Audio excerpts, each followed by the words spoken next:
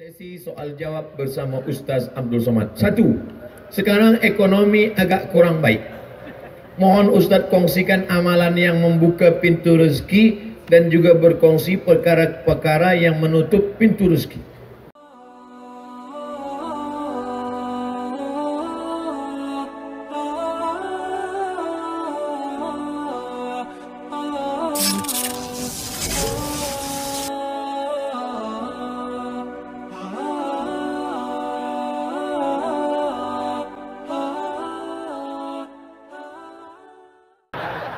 Itu ada buka, ada tutup. Datanglah seorang yang dililit utang. Ya Rasulullah, aku ni susah, dililit utang. Apa doa yang aku baca? Kata Nabi, minta perlindungan daripada 8. Allahumma inni a'udzubika minal hammi wal hazan wal ajzi wal kasal wal jubni wal bukhl wa dala'id daini wa ghalabatir rijal. Minta daripada 8. Allahumma inni a'udzubika minal hammi, selamatkan aku daripada susah hati, wal hazan, segala kesulitan dan kesulitan. Allahumma inni a'udzubika minal hammi wal hazan wal ajzi, lemah, wal kasal, malas, wal jubni, takut, wal bukhl, pelit, wa dala'id daini, dililit utang, wa ghalabatir rijal, dikuasai orang lain. Bila kita dah dililit utang, maka kita dikuasai orang lain, maka kita minta yang 8. Tapi jangan cuma baca doa saja, fahami maknanya. Ustaz, saya dah baca doa ni sebulan, kenapa hutang tak juga terbayar? Awak baca saja, ya, tak kerja. Orang yang berusaha tapi tidak berdoa sombong. Bekerja pagi petang siang malam, tak ada mau berdoa, sombong. Orang yang hanya berdoa tak mau bekerja, pesong. Oleh sebab itu dua-dua mesti kita buat. Tapi kan rezeki sudah dijamin Allah. Betul, ini rezeki dijamin Allah. Ini rezeki saya, air untuk saya, ditakdirkan untuk saya. Memang sudah dijamin oleh Allah SWT. Garanti ini punya Abdul Somad, tertulis di Lauhul Mahfuz, Abdul Somad. Tapi bila tak ada usaha, nak buka tutup, nak masukkan dalam, boleh ke tengok aja masuk ke mulut? Mesti ada usaha. Oleh sebab itu maka banyak-banyak beribadah. Falyabudu rabb hadzal bait. Banyak-banyak engkau beribadah menyembah Allah. Kalau ibadah kau lakukan, Allah akan beri engkau doa. Apa dia? At'amahum min ju'. Bila engkau lapar, dia bagi makan. Wa amanahum min khauf. Bila engkau takut, dia beri engkau rasa aman. Kita kan dunia ni cuma 2 saja. Lapar, takut. Lapar, takut. Bila dah kenyang, takut pun hilang. Takut anak tak sekolah. Takut bila nanti lepas dia tak kerja. Takut nanti kerja dia tak kaya. Takut. Hidup ini yang penting cukup saja. Cukup beli kereta, cukup beli rumah, cukup nikah, cukup punya anak, cukup nikah sekali lagi. Cukup. Maksudnya bini dia yang pertama meninggal dunia. Jangan nak marah saja. Wa amanahum min khauf. Aman daripada segala takut. Tapi syarat dia apa? Falyabudu. Banyak-banyak beribadah. Susahkah bagi Allah Subhanahu wa taala untuk mengeluarkan air dari tanah yang kering, batu? Tapi kalau Allah berkehendak, bukan dari tumit engkau air itu keluar, wahai Hajar. Hajar, naik ke Bukit Safa, turun, naik ke Bukit Marwah, tak ada air. Tapi air itu datang dari tumit budak kecil yang belum pandai berjalan. Dari tumit Ismail.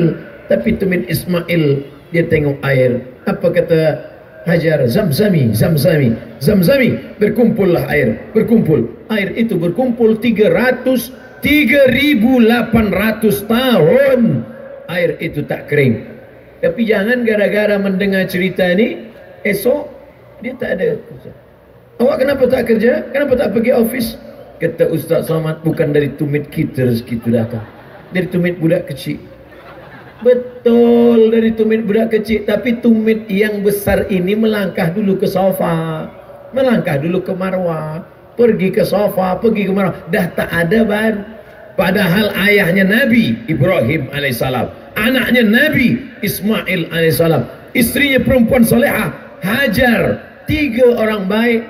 Hajar tak ada angkat tangan, ya Allah bagilah air ya Allah, tak. Tapi apa yang dilakukan Hajar?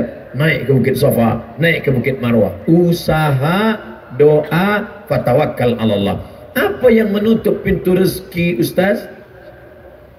Allah sudah tetapkan rezeki kita. Kenapa rezeki itu batal? Kenapa Allah tutup pintu rezeki? Zalika bi anna Allah lam yakum mughayyiran ni'matan an'amaha ala qaumin. Allah tidak merubah rezeki itu. Lalu siapa yang merubahnya? Kita yang merubah karena perbuatan maksiat. Ini ayatnya. Walau anna alal qura amanu, kalaulah penduduk suatu negeri itu beriman, wattaqau, takut kepada Allah, la fatahna, kami bukakan barakat, barakatin minas sama, dari langit, wal ard, dari bumi. Walakin kazzabu, manakala mereka dustakan ayat kami, manakala mereka sunyikan masjid kami, manakala mereka biarkan anak-anak yatim kami, akhadnahum, kami cabut. Kenapa Allah cabut barakah? Kerana fadzalikal ladzi yad'ul yatim, membiarkan anak yatim, membiarkan masjid, membiarkan orang susah, maka inilah penyebab pintu-pintu rezeki ditutup oleh Allah Subhanahu wa taala. Wallahu fi aunil abdi, Allah akan sentiasa menolong seorang hamba. Apa syaratnya? Maka al-abdu fi auni akhi, selama hamba itu mahu menolong saudaranya. Engkau sanggup membeli kereta yang mewah, sanggup membeli rumah yang besar, sementara anak yatim fakir miskin tak makan. La yu'minu ahadukum, kamu tidak beriman, tak beriman kata Nabi, hatta yuhibba li akhi, sampai kau sayang kepada saudaramu seiman, ma yuhibbu li nafsi, sama seperti sayang pada diri sendiri. 2. Ustaz, sekiranya saya ingin membuat persediaan kedatangan Dajjal, yaitu dengan menyediakan bekalan air dan makanan yang banyak. Oh, dia dah siap-siap dah. Bila Dajjal datang, saya dah siapkan ini rumah di bawah tanah, ada air, ada makanan. Adakah bekalan ini lenyap dan hilang apa Dajjal muncul? Dajjal boleh tunjuk langit, ya sama imtiri, turunkan hujan. Ya ardi umbuti, wahai tanaman tumbuhkan, tumbuh. Dajjal tunjuk pada mayit, orang mati, ya mayit qum, tegak. Mayat tegak berdiri. Bila suruh langit hujan, suruh bumi tumbuh tanaman, suruh mayat tegak berdiri, susahkah bagi Dajjal untuk berkata, hai yang siapkan makanan bawah tanah, hilang. Makanan yang kau simpan hilang. Handphone bawah hilang. Hilang semua. Dajjal punya kerja. Sebab dia nak tunjuk kafir. Jadi yang perlu kita siapkan ini apa? 3. Yang pertama, selepas sembahyang, sebelum salam, selepas tasyahud, Allahumma inni a'udzubika min adzabi jahannam wa min adzabil qabri wa min fitnatil mahya wal mamat wa min syarri fitnatil masihid Dajjal. Yang kedua, hafaz 10 ayat pertama surah Al-Kahfi. Yang ketiga, baca surah Al-Kahfi malam Jumaat.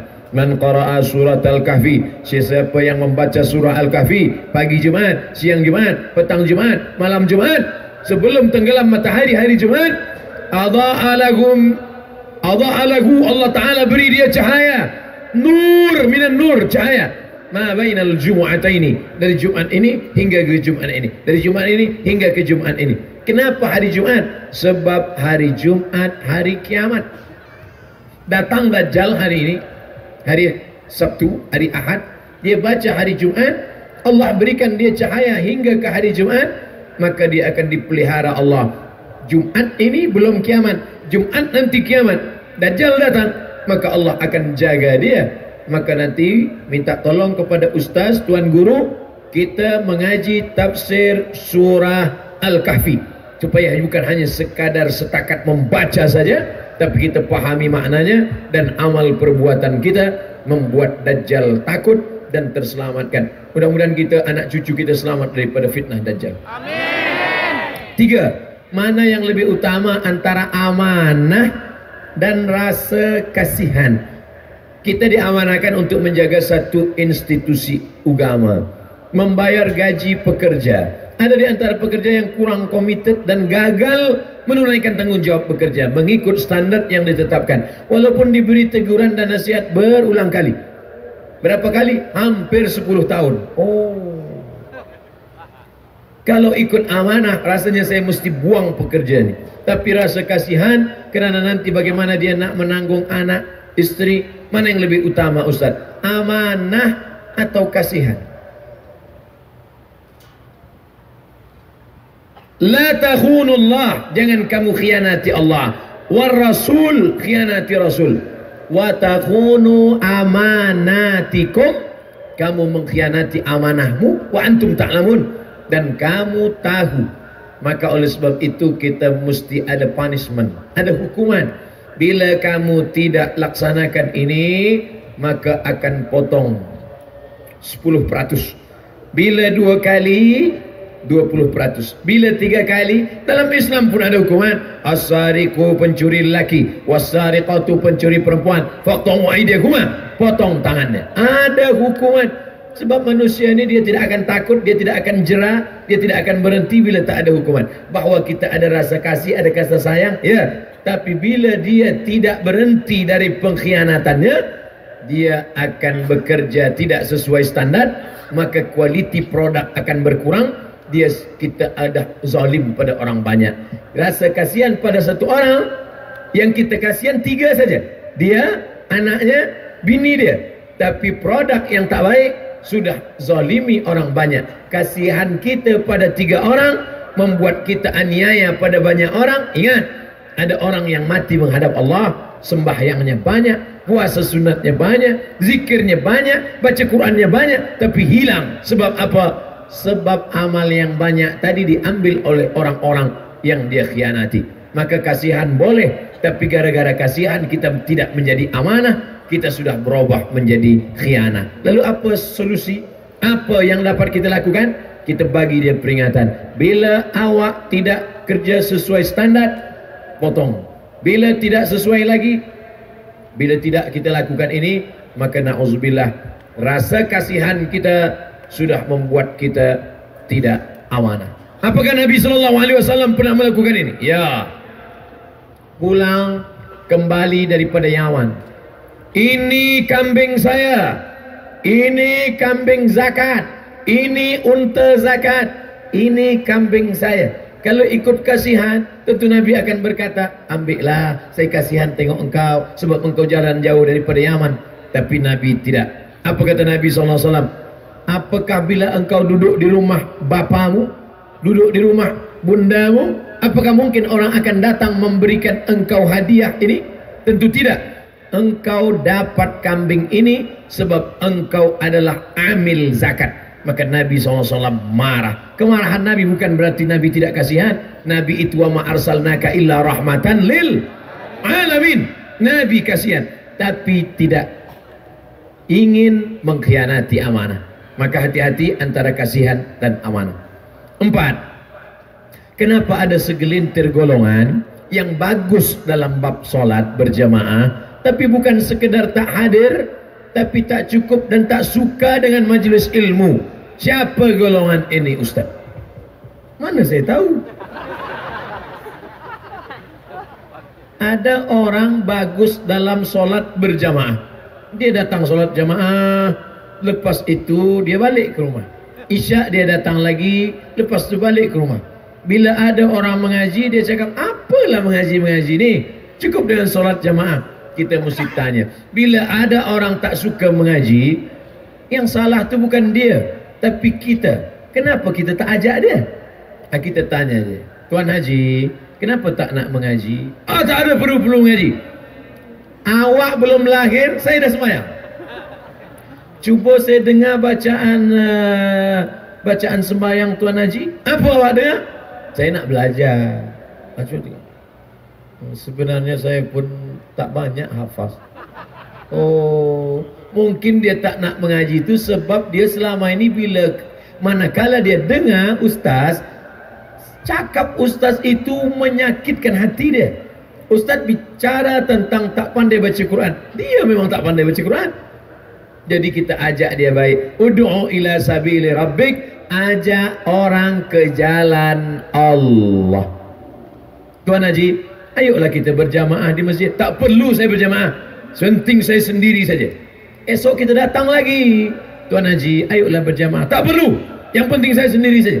Tuan Haji, nanti bila Tuan Haji mati, kan tak boleh jalan sendiri ke kubur kan?